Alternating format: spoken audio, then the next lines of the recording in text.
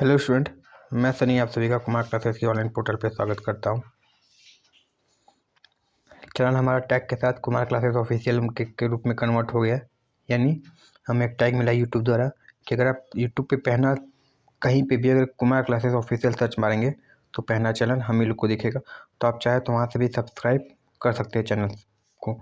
क्यों सब्सक्राइब करना है? क्योंकि यहाँ पे आपको डेली इम्पोर्टेड MCQ कराए जाते हैं जो आपको UPPCL TG2 UPR यूनियल या DRDO के लिए सभी एग्ज़ाम इम्पोर्टेंट पॉइंट डिस्कस किए जाते हैं। ठीक है, तो आप लोग के लिए इम्पोर्टेंट बन जाता है कि इस सेशन को डेली जो लाइव आता है 6:30 बजे उससे कनेक्ट रहना है और सेशन पसंद है तो इसको लाइक कर देना है, शेयर कर देना है और चैनल पे नए हैं तो सब्सक्राइब कर लेता है। ठीक है, तो आज का पहला क्वेश्चन देखते हैं। पहला क्वेश्चन क्या पूछा है कि अच्छे सुचालक की विशिष्ट प्रतिरोध क्या होती है। ठीक है, तो अच्छे सुचालक की विशिष्ट प्रतिरोध किस पर निर्भर करती है? तापमान पर निर्भर करती है, या तापमान पर स्थिर रहेगा, या फिर कटाक्ष क्षेत्रफल पर, या फिर लंबाई पर निर्भर करता है, या फिर किसी निश्चित तापमान पर स्थिर रहता है परंतु सुचालक के पदार्थ पर निर्भर करता है। तो रेसिस्टिविटी यानी स्पेसिफिक प्रतिरोध यानी रेसिस्टिविटी की बात कर रहा है, यानी रो की बात कर रहा है। और वो बता चुके हैं कि रो हमेशा किस पर निर्भर करता है? कंपोजिशन ऑफ मटेरियल, यानी वो मटेरियल किस चीज़ का बना हुआ है उस पर रेसिस्टिविटी का वैल्यू निर्भर करता है, ना कि ए पे और ना ही एल पे। ठीक है, तो इसके हिसाब से देखेंगे तो इसका आंसर क्या हो जाएगा? ऑप्शन डी क्या हो जाएगा हमारा? सही आंसर हो जाएगा। ठीक है, कि निश्चित तापमान पर तो स्थिर रहेगा लेकिन सुचालक के पदार्थ पर सबसे इंपॉर्टेंट है कि सुचालक पदार्थ पर क्या होता है, निर्भर करता है। ठीक है, चलो अगला क्वेश्चन देखते हैं कि निम्न में से कौन सा पदार्थ कुचालक नहीं है, यानी कौन सा पदार्थ कुचालक है या नहीं है। इसमें इंपॉर्टेंट बहुत ज़्यादा है क्योंकि क्वेश्चन यहीं पे गलत करते हैं लोग। कुचालक पढ़े आंसर मार देते हैं, नहीं है बहुत कम पढ़ते हैं। ये जो नहीं लिखा है इसको बहुत कम लोग ध्यान देते हैं, तो नहीं है लिखा हुआ। ठीक है, तो कौन नहीं है? तुमको पता है कि अभ्रक कुचालक है, एब्सेस्ट कुचालक है, कांच यानी ग्लास जिसको बोलते हैं कुचालक है। मगर हमारा सिलिकॉन क्या है? सिलिकॉन सर अर्धचालक है, इसलिए अर्धचालक सिलिकॉन क्या हो जाएगा? सही आंसर हो जाएगा। ठीक है, सिलिकॉन यानी ऑप्शन डी क्या हो जाएगा? सही हो जाएगा। ठीक है, ये क्या है हमारा? सुचालक है, सॉरी अर्धचालक है, ना कि कुचालक है। ठीक है, चलो अगला क्वेश्चन देखते हैं कि चालक के क्रॉस सेक्शन क्षेत्र में वृद्धि करने से प्रतिरोध का मान क्या होगा। सिंपल बात है, कोई दिक्कत नहीं। आर बराबर sir ji rho L by A होता है, सॉरी ए ऐसे लिखते हैं समझ में आएगा, ए बाई ए। ये क्या है? प्रतिरोध की लंबाई, ये प्रतिरोध का प्रतिरोध काट है या फिर चालक का प्रतिरोध काट है, ये प्रतिरोधकता है जो कि पदार्थ पर निर्भर करता है। तो यहाँ पे देख सकते हो कि चालक के क्रॉस सेक्शन क्षेत्र में वृद्धि करने से यानी ए का मान बढ़ाने से हमारे प्रतिरोध का मान क्या होता है? घट जाता है।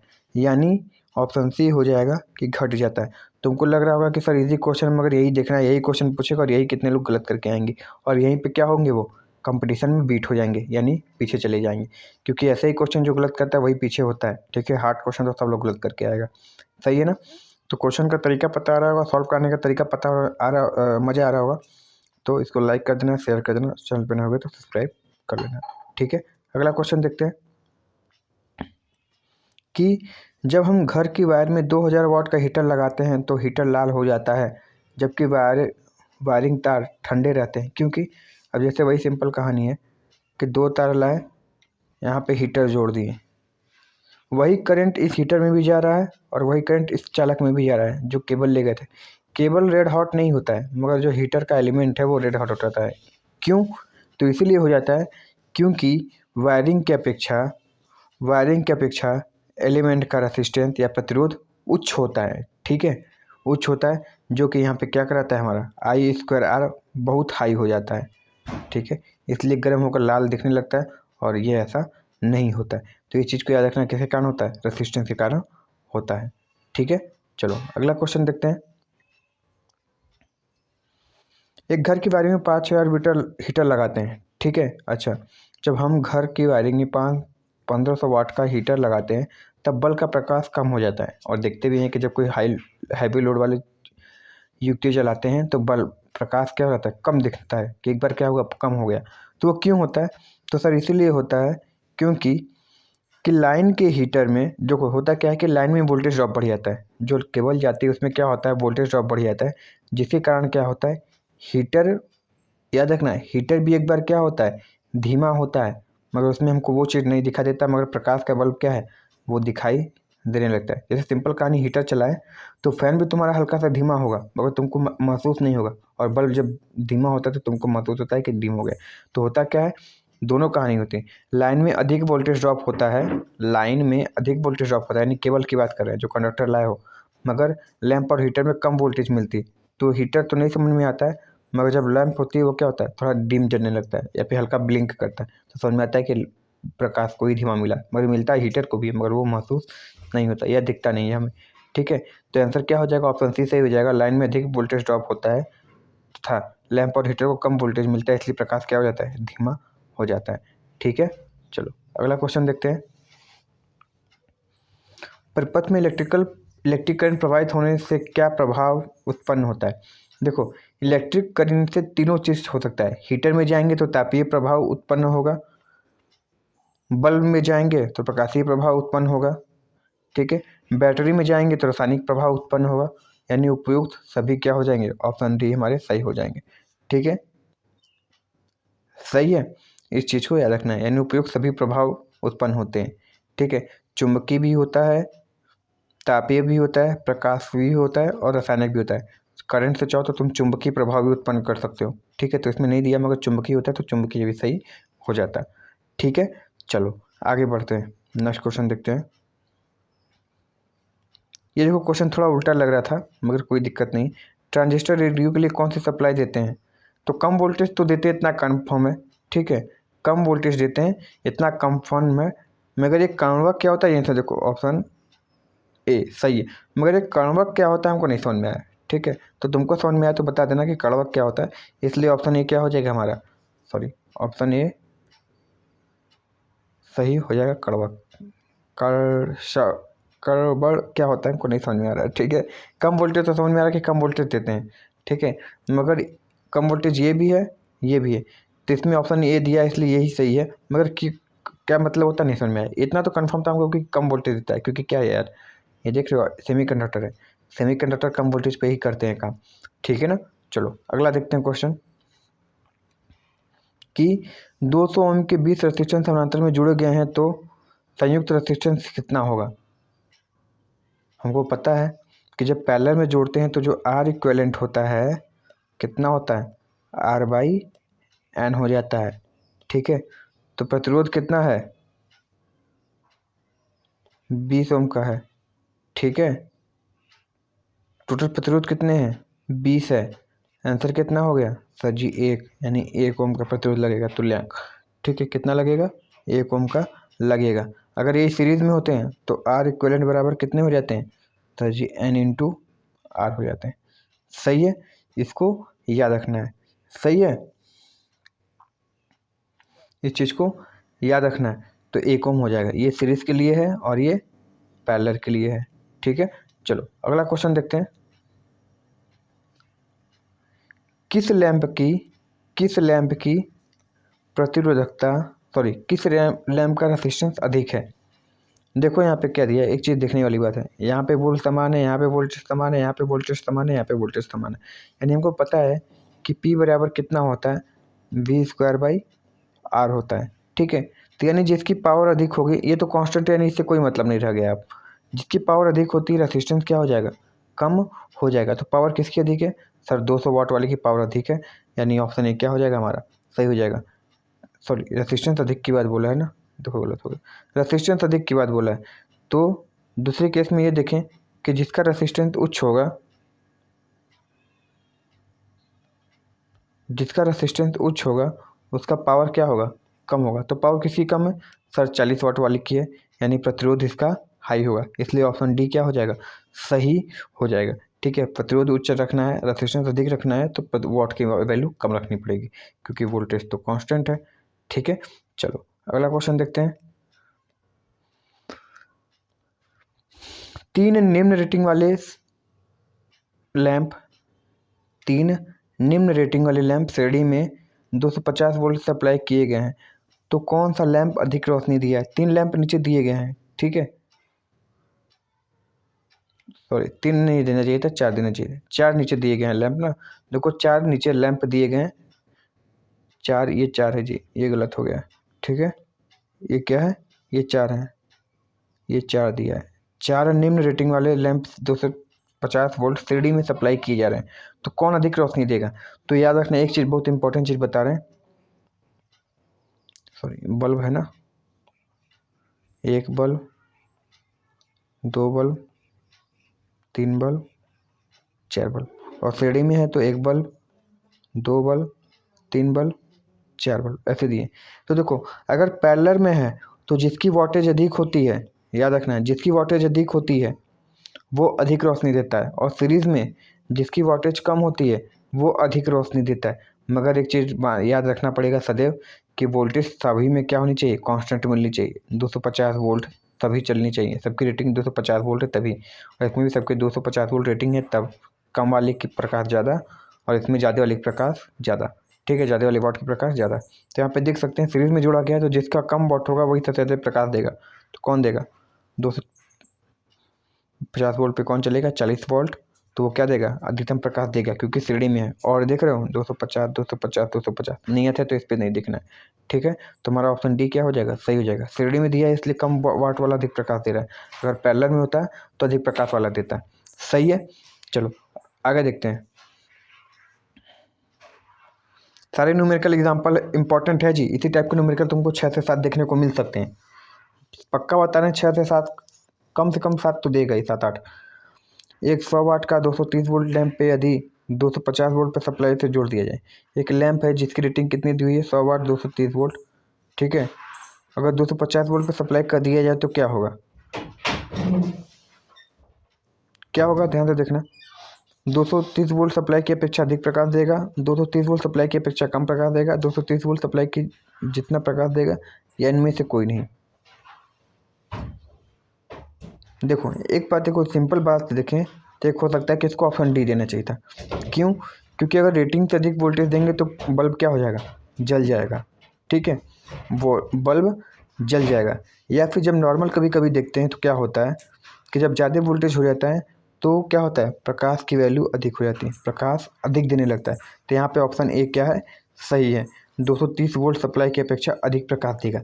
मगर याद रखना ये अगर लॉजिकली जाओ तो ये क्या हो जाएगा? इसमें हालांकि आंसर यही दिया है, ठीक है, मगर जब लॉजिकली जाओगे तो ये गलत दिया है। क्यों? क्योंकि अगर 230 वोल्ट की रेटिंग है और 250 वोल्ट दे रहे हो तो क्या हो जाएगा? ये फ्यूज हो जाएगा या जल जाएगा, ठीक है, इस चीज़ को याद रखना है। सही है, चलो आगे देखते हैं। क्या बोला है कि जब एक हीटर का तार जल जाता है तो जले भाग को हटाकर दोबारा हीटर चालू करते हैं तो हीटर का पावर क्या होगा? ठीक है, अच्छा देखो ध्यान समझना, हीटर क्या होता है? ऐसे ही ऐसे ही ऐसे ही ऐसे घूम घूम कर क्या होता है? तार लगे होते हैं, लगा होता है ना। अच्छा, तो इसका प्रतिरोध मान लो L है, सॉरी इसका प्रतिरोध मान लो R है। अब इतने दूर में क्या हो गया? फॉल्ट हो गया, इसको हटा दिए तो इसका जो था परिणामी लेंथ बढ़ गया कि घट गया? तो बोलो सर जी इसमें तो फॉल्ट आ गया था इसलिए इतना हटा के वापस यहाँ से जोड़ना स्टार्ट किए, अब यहाँ से यहाँ है तो इसका परिणामी लंबाई क्या हो गई? घट गई। और जब परिणामी लंबाई घट गई तो इसका परिणामी प्रतिरोध भी क्या हो जाएगा? घट जाएगा। और जहाँ पे प्रतिरोध घट जाएगा हमको पता है P डायरेक्टली V²/R होता है। तो अगर प्रतिरोध का मान घट जाता है तो पावर की वैल्यू क्या हो जाती है? बढ़ जाती है। यानी तो हीटर का पावर क्या हो जाएगा? बढ़ जाएगा सर। क्या हो जाएगा? बढ़ जाएगा सर। सही है, चलो अगला क्वेश्चन देखते हैं।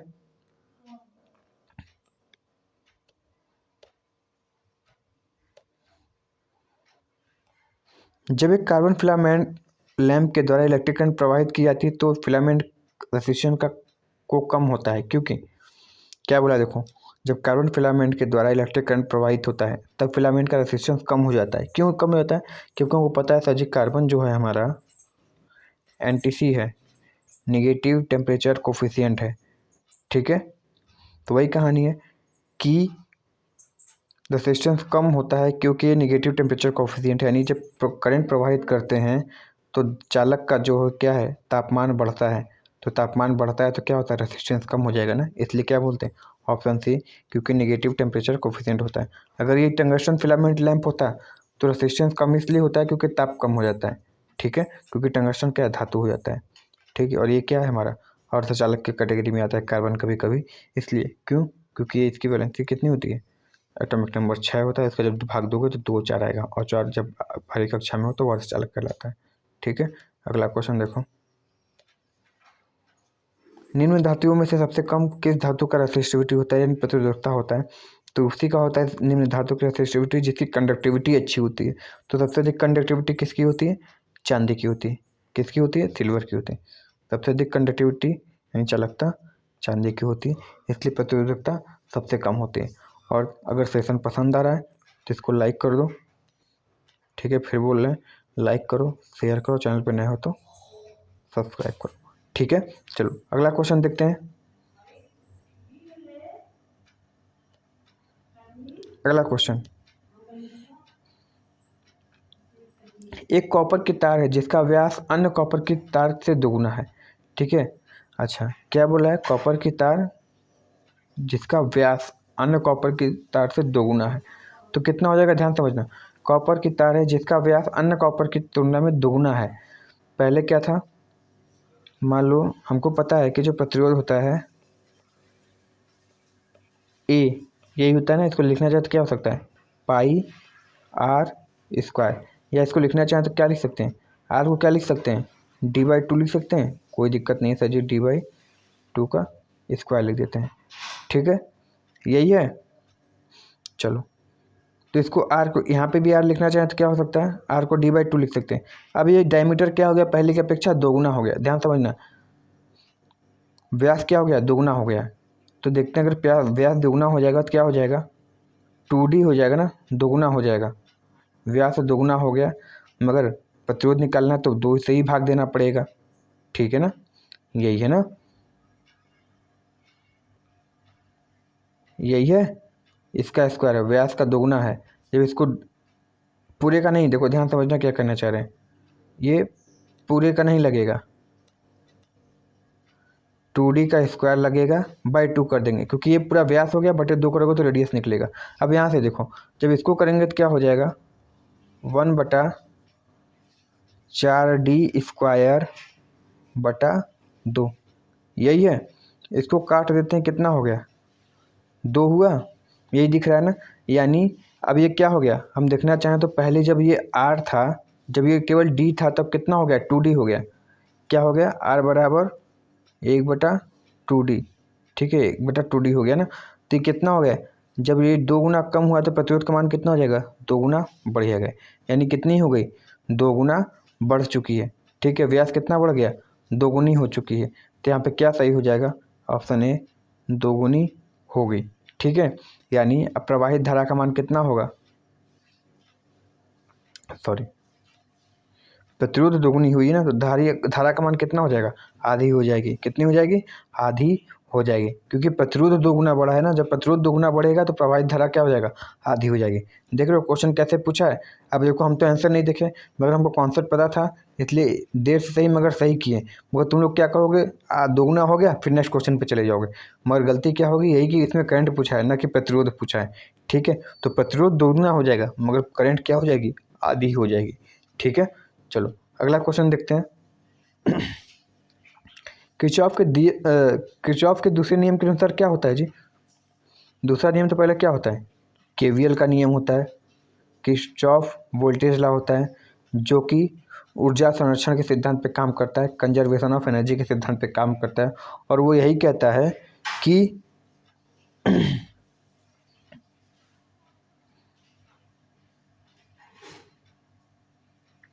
क्या बोलता है कि वोल्टेज ड्रॉप तथा ईएमएफ का बीजगणितीय योग 0 के बराबर होता है, ठीक है। देखो ये क्या है, 1 2 एक ही ऑप्शन दे दिया है, ठीक है, मगर सी और डी में से कोई भी हो जाएगा। क्या होता है कि V + IR हमेशा 0 के बराबर होता है, सॉरी V - IR = 0 के बराबर होता है, ठीक है, बीजगणितीय योग होता है ना। क्योंकि ड्रॉप हमेशा माइनस में होगा और वोल्टेज हमेशा प्लस में।